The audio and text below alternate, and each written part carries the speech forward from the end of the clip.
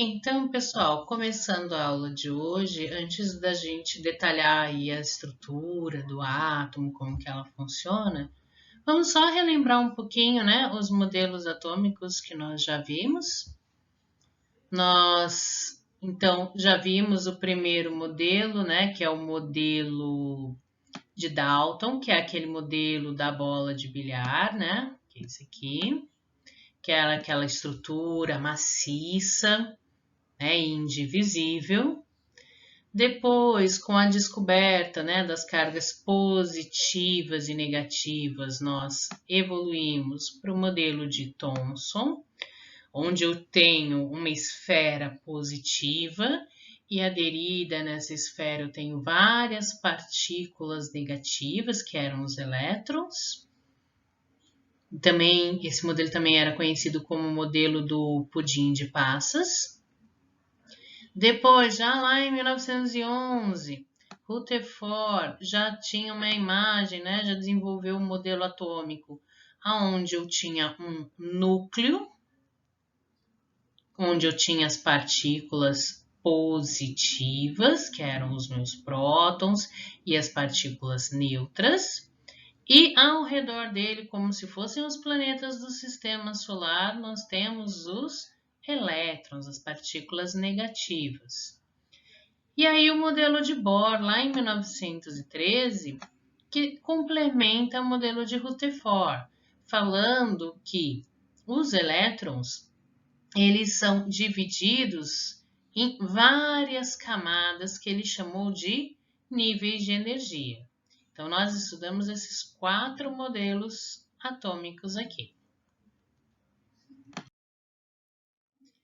Então, o átomo, ele é identificado em 2 regiões, separado em 2 regiões. Eu tenho o núcleo, que é essa região aqui, e a eletrosfera, onde eu tenho as partículas negativas em órbita ao redor dela, então a eletrosfera. Então, quais são as 2 regiões do átomo? Núcleo e eletrosfera. E o que eu tenho em cada uma dessas regiões? Eu tenho partículas menores, que são chamadas de partículas subatômicas. Que partículas são essas? Então, lá no meu núcleo, eu tenho as partículas positivas, que são os prótons, e as partículas sem carga elétrica, ou nêutrons. Tá? Por que eu preciso ter esses nêutrons lá no núcleo do átomo? Os prótons, todos eles têm partículas de carga positiva. E partículas de carga igual, a tendência delas é delas se afastarem. Existe uma força de repulsão.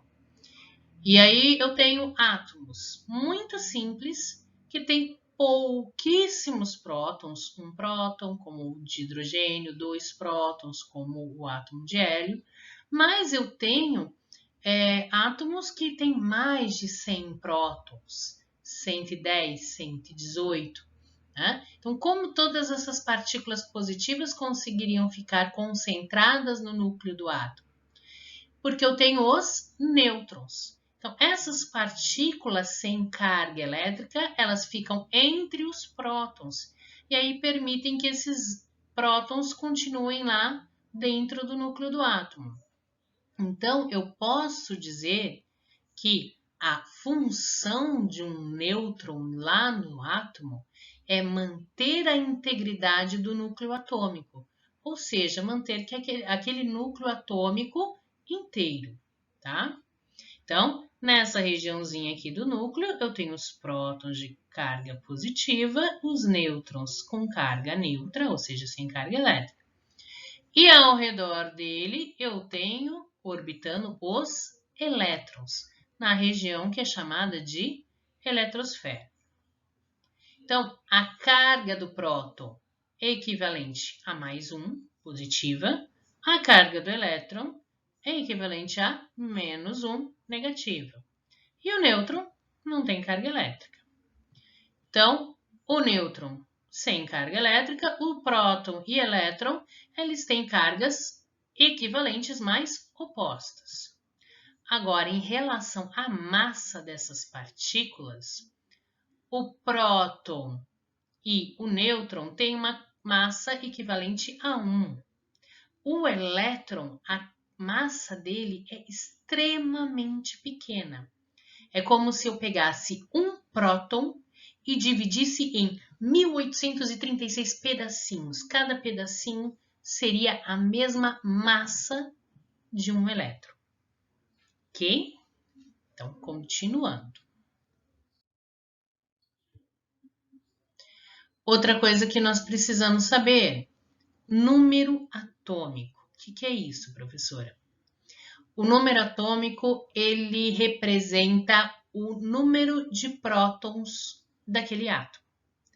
Cada elemento químico tem um determinado número de prótons no seu átomo, no seu núcleo atômico.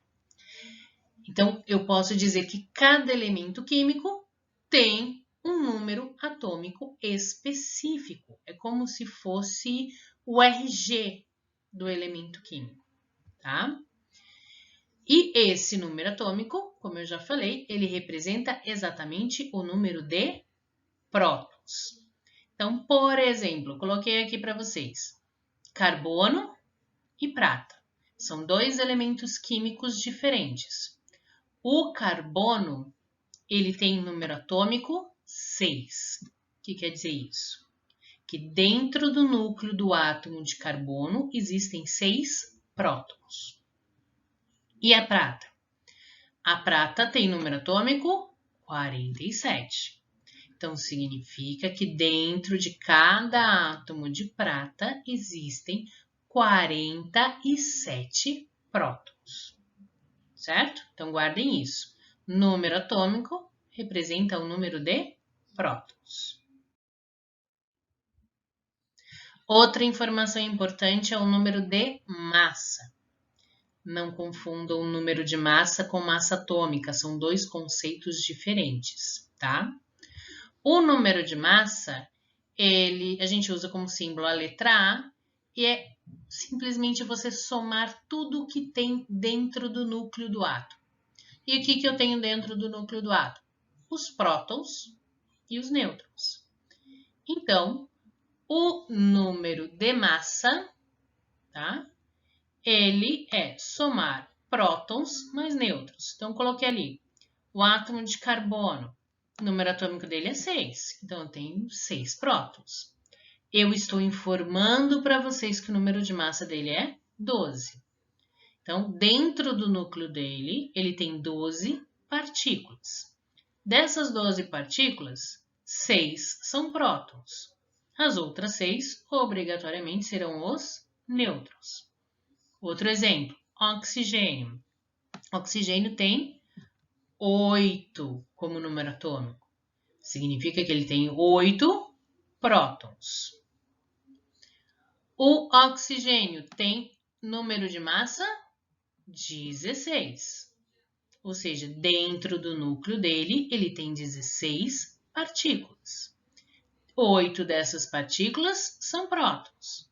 As outras 8, obviamente, serão os nêutrons.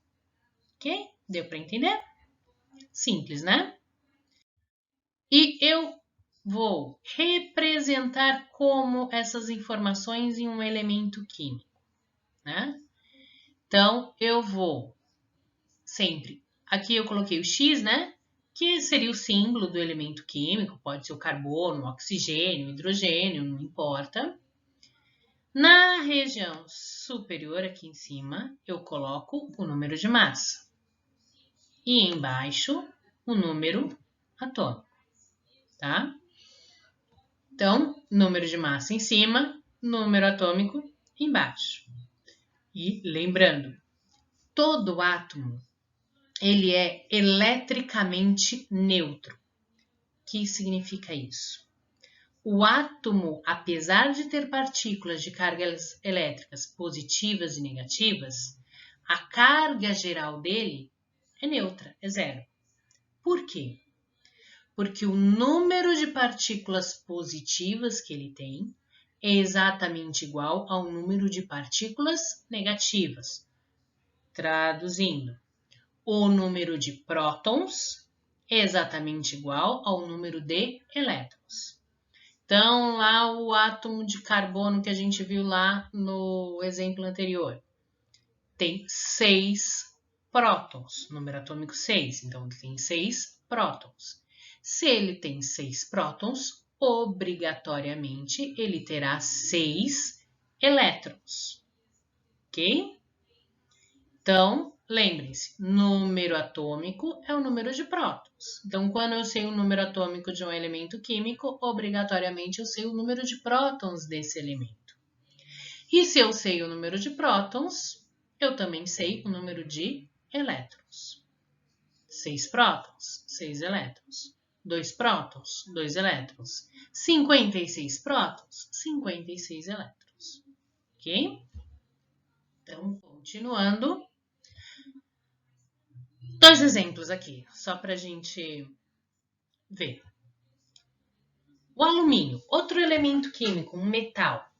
Coloquei aí Al, que é o alumínio, 27 em cima, que é o número de massa, e 13 embaixo, que é o número atômico. Então, o que eu posso perguntar dele? Posso perguntar, qual o número atômico do alumínio? O que vocês vão me responder? 13, né? Qual o número de massa do alumínio? 27. Tranquilo, né?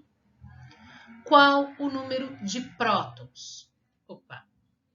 Número de prótons? Número de prótons é a mesma coisa que número atômico. Então, o átomo de alumínio tem 13 prótons. Por quê? Porque o número atômico dele é 13. Qual o número de elétrons?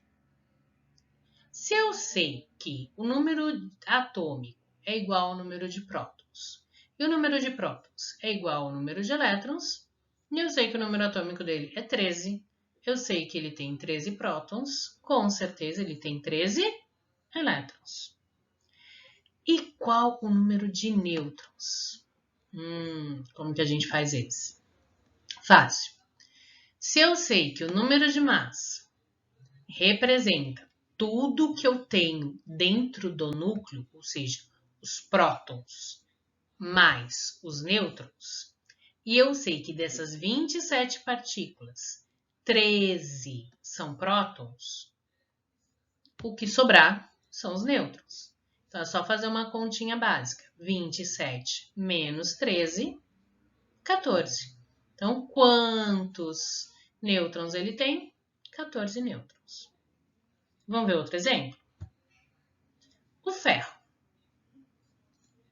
Então, 56, número de massa, número de tudo que tem dentro do núcleo. 26, número atômico. Então, qual é o número atômico do ferro? 26. Qual é o número de massa do ferro?